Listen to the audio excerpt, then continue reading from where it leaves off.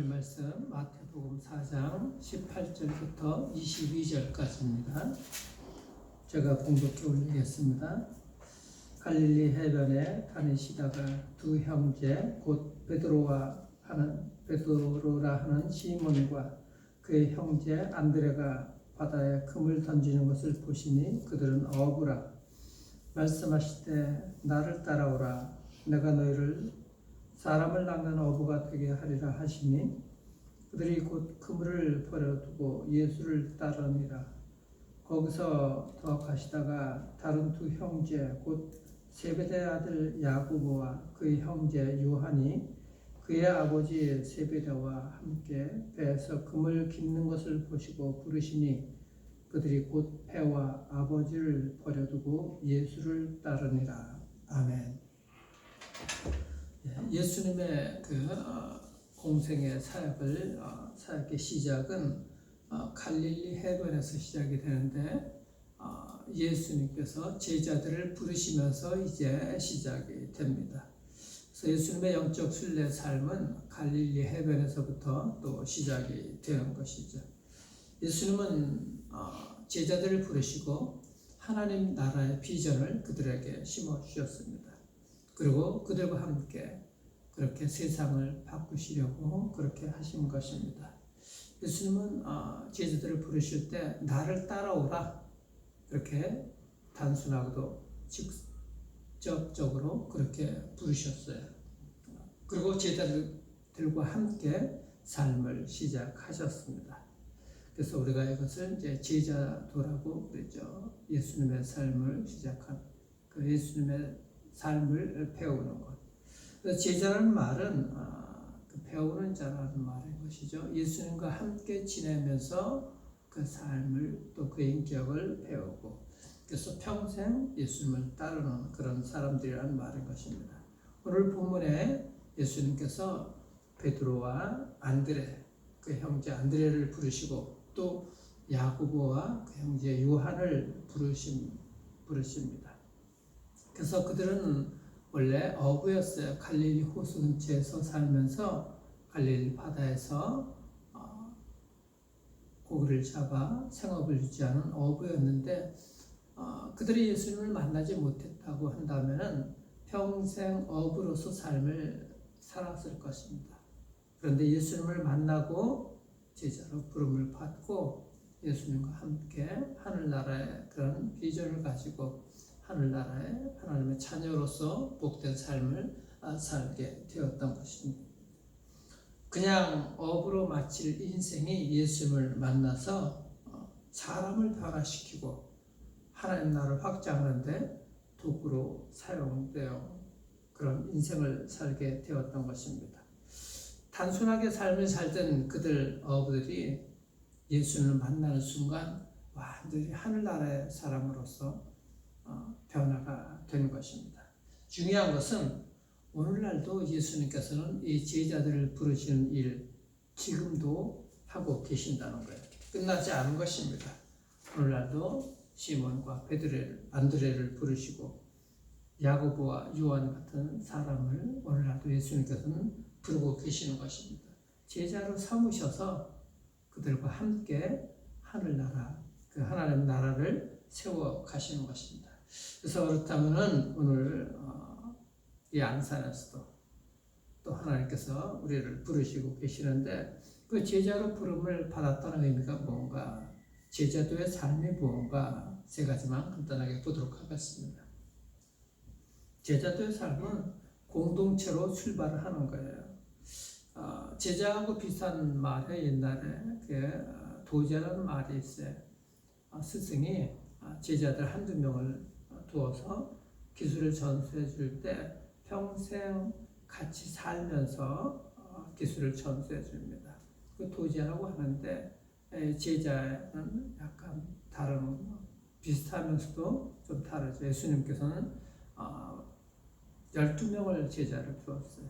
그래서 12명과 함께 먹고 마시면서 그 제자들이 예수님의 인격과 삶, 모든 말씀들을 배워가는 것이죠.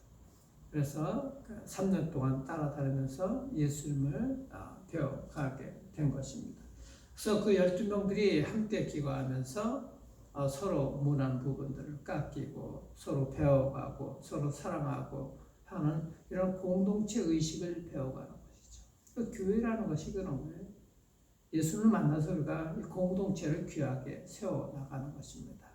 우리가 이렇게. 그래서 예수님은 그 제자 훈련에서 특별히 이 서로라는 말을 강조하셨어요. 서로 사랑하라. 서로라는 말이 공동체를 형성해 가는 것이죠. 서로 권면하고 서로 용납하고 서로 용서하고. 그래서 예수님은 일단 12명의 그 공동체 안에서 하나님의 나라를 세워가는 것입니다. 그 제자들을 배워가는 것을 기대하셨던 것이죠. 제자들에게.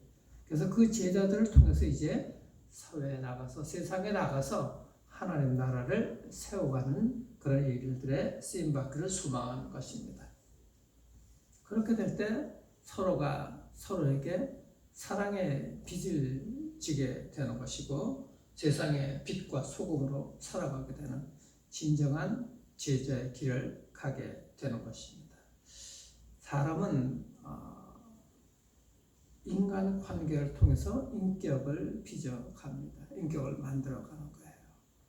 우리 모두가 서로가 부딪히면서 인과 관계를 형성해 가는 것이죠. 그러면서 우리가 인격이 성숙되게 되는 것이고 모든 관계가 아름답게 세워지게 되는 것입니다.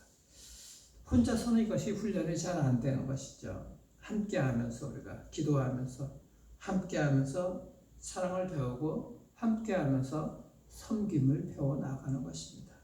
그래서 교회 공동체 내에서 서로 세워가는 그 훈련이 정말 중요한 것입니다. 두 번째 이 제자도의 본질은 뭐냐? 영혼 구원이 목표인 거예요. 제자로 삼게 되게 되면은 또 다른 제자가 만들어져야 되는 것입니다. 19절 보시면 본문에 말씀하시되 나를 따라오라. 내가 너희를 사람을 낚는 어부가 되게 하리라.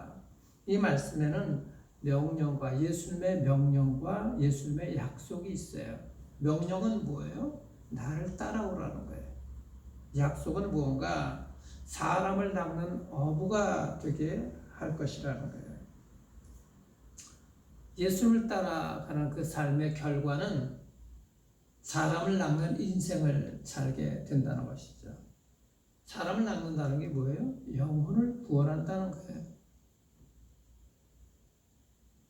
예수를 만나서 구원받은 우리가 또 다른 영혼들을 갖다가 구원받는 일에 쓰임받을 수가 있어야 되는 것이죠.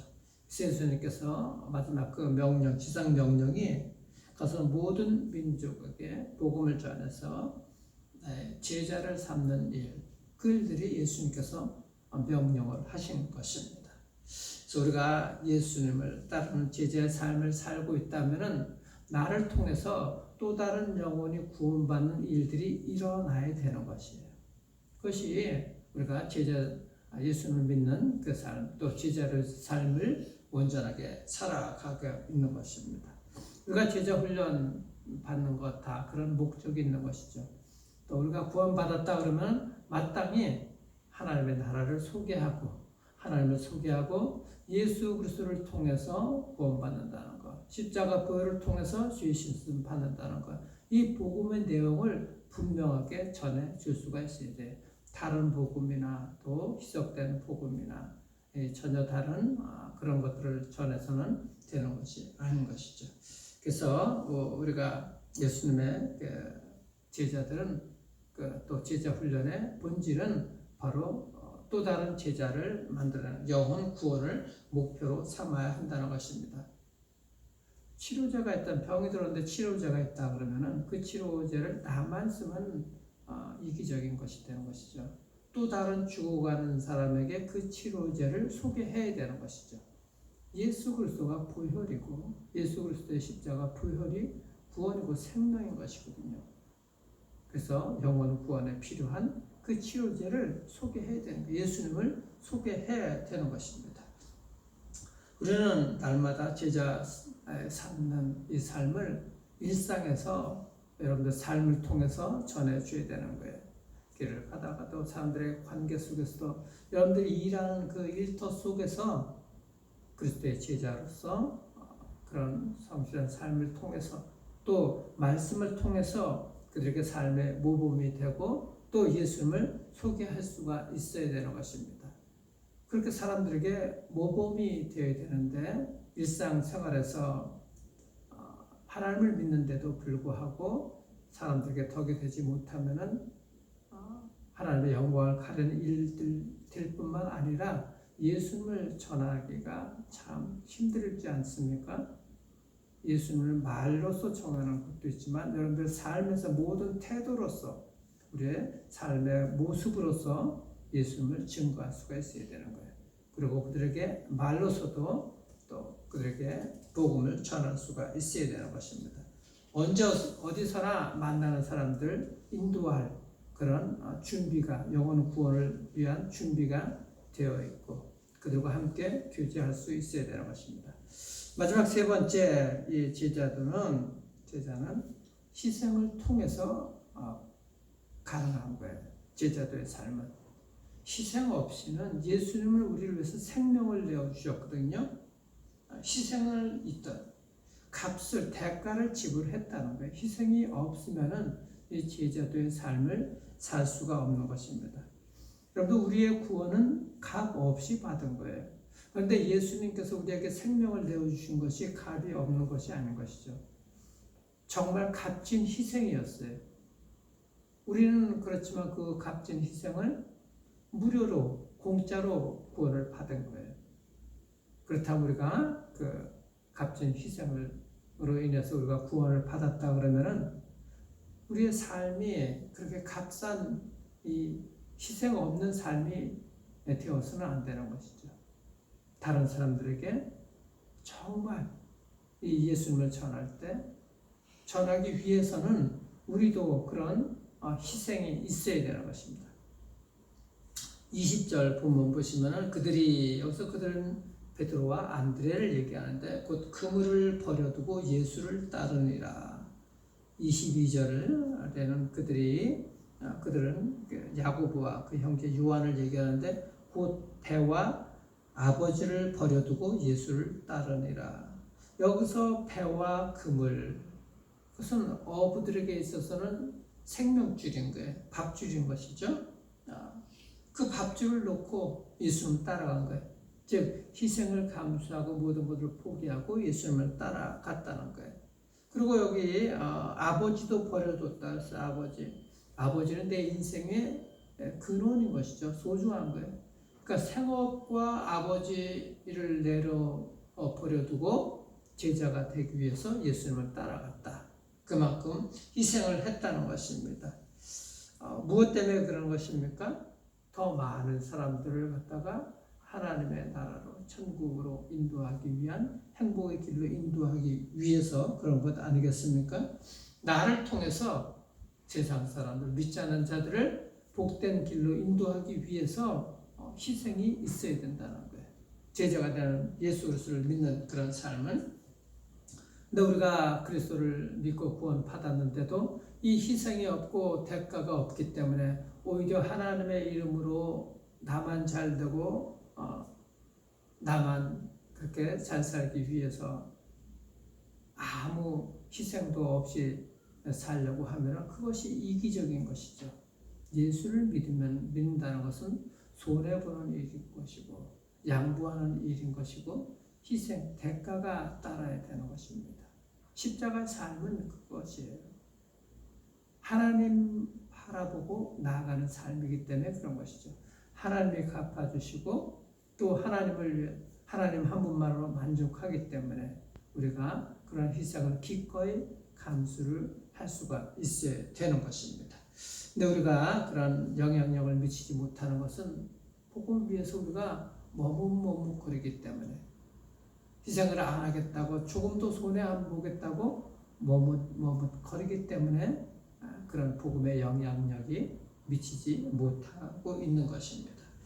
제자의 삶은 여러분들 정말 우리가 처음엔 잘 못 믿고 잘 모르고 우리가 예수 믿고 제자의 길을 간다고 하겠지만은 정말 제자로 이제 서러면은 이 희생의 대가가 따른 이 길만이 세상을 바꿀 수 있는 길이라는 것 꼭 기억할 수 있기를 바랍니다. 그런 확신이 있어야 되는 것입니다. 그래서 세상에 우리가 특권 이런 것들을 포기할 수가 있어요. 구체적인 대가를 지불하지 않고는 아무도 제자의 삶을 살 수가 없다는 것 꼭 기억할 수 있기를 바랍니다. 이 싸구려 은혜가 아닌 거예요. 예수님 생명을 우리를 위해서 주셨어요. 그래서 어떻게 싸구려 은혜가 일 수가 있겠습니까? 값비싼 우리가 그런 생명을 통해서 우리가 구원을 받았다.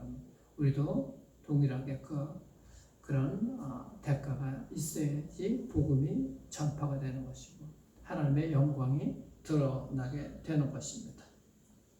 아무것도 희생하지 않는 그리스도인들 구원을 찬양하면서 어떻게 아무것도 희생하지 않을 수가 있겠습니까? 아무것도 희생하지 않으려는 그리스도인들 때문에 오늘날도 복음이 전파가 되지 않는 거예요. 오늘날의 수많은 선교사님이나 하나님 나라를 위해서 모든 것들을 헌신한 그들을 통해서 복음이 전파되고 있는 것 아니겠습니까? 우리의 삶에서 여러분들 세상 속에서 그런 선교적인 삶을, 그런 희생적인 삶을, 대가가 있는 삶을 살아가게 될 때 주변의 사람들이 여러분들의 사랑, 그 희생의 대가를 통해서 하나님께로 돌아와 예수 그리스도를 믿는 줄 믿으시길 바랍니다. 그래서 우리가 정말 이제 우리의 삶에서 내가 가지고 있는 것 많지 않지만은 나누고 희생하고 그들을 만나서 시간을 내어서 그들의 고통과 아픔을 들어주고 함께 기도하며 격려하고 그런 희생을 하게 될 때 주변이 점차 변화되는 것이고 그들이 예수 그리스도를 구주로서 맞아들이게 될 것입니다. 예수님은 오늘도 우리를 부르고 계십니다. 결코 주님께서 부르시는 그 음성 외면하지 마시고 그 음성을 듣고 따라서 순종해서 주님의 제자로서 그 삶을 온전하게 살아가기를 바랍니다. 그리고 서로의 이름을 부르며 예수님 안에서 서로를 축복하고 격려하며 위로해주는 함께 나아가는 그런 축복된 인생이 되기를 바랍니다. 성전 예배 가운데서 주님의 그 음성을 듣고서 가겠다고 했었던 이사야 선지자. 하나님의 음성을 들었죠. 내가 누구를 보내며 누가 우리를 위하여 갈고.